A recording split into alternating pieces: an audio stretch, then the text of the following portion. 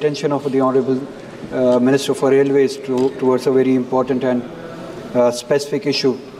Honourable Minister, we have an Act, Land Acquisition Act 2013, and in its section 4 and 11, it is mandated to have formal public notice and social impact assessment before you start any project.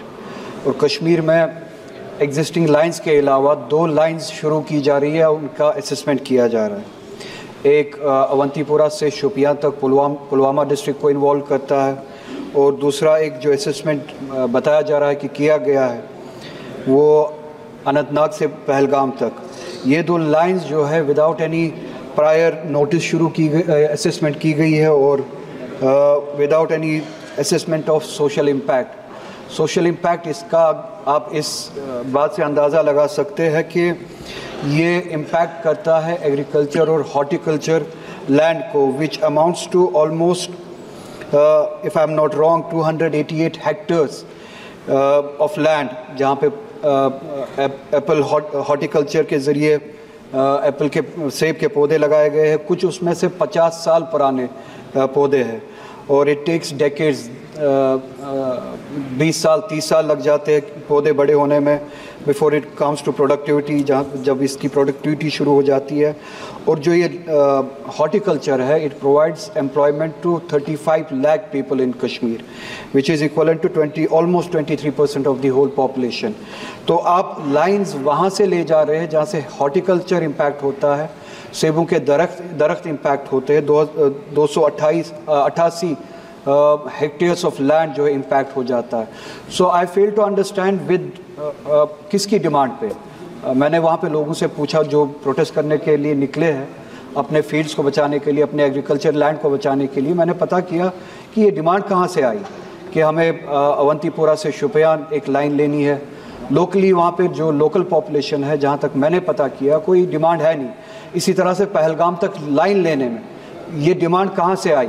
तो जो वहाँ की population है, जो हम हैं, हमने इन lines के लिए डिमांड की नहीं है, क्योंकि इसका इम्पैक्ट जो है हमारे हॉर्टिकल्चर पे, हमारे एनवायरनमेंट पे, हमारे लाइवलीहुड पे, उन फैमिलीज़ पे जो इससे कमाते हैं, जिनकी एवरेज इनकम, जिनके ऑर्चर्ड्स होते हैं, उनकी एवरेज इनकम जो है वो 15 लाख के करीब होती है किसी किसी केस में। Just 1 minute madam, I will conclude.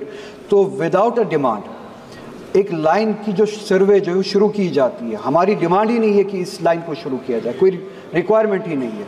अगर कोई रिक्वायरमेंट है, प्लीज़ आप अपने रिप्लाई में बताइए, for this purpose we are going to construct that line. अगर वो लाइन किसी पर्पस के लिए, जेन्युइन पर्पस के लिए बनाई जा रही है, कम से कम प्रायर नोटिस और सोशल इम्पैक्ट असेसमेंट, जो कि which is mandated by law, वो तो होना चाहिए था। वो भी वायलेट किया गया। कोई प्रायर नोटिस नहीं, कोई असेसमेंट नहीं, लोगों से कोई बात नहीं।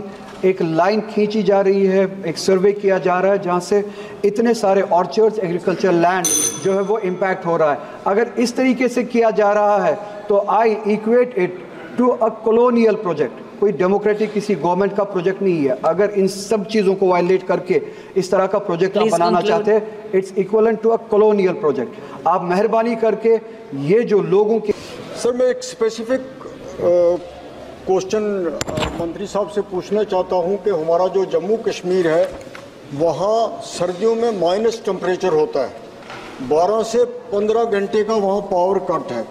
हमारे जो हाइड्रो इलेक्ट्रिक प्रोजेक्ट हैं उनका पावर तो नेशनल ग्रिड में जाता है। इसलिए मेरी आपसे ये अपील होगी, आप हमें बताएंगे कि वहाँ पे आप इस स्कीम को प्रायोरिटी दे देंगे, और जितनी इसमें सब्सिडी आप दे सकते हैं इतनी अच्छी स्कीम में वहाँ के लोगों को दीजिए, प्रायोरिटी दे दीजिए, क्योंकि विंटर में 6 महीने उन लोगों को मुश्किल होती है।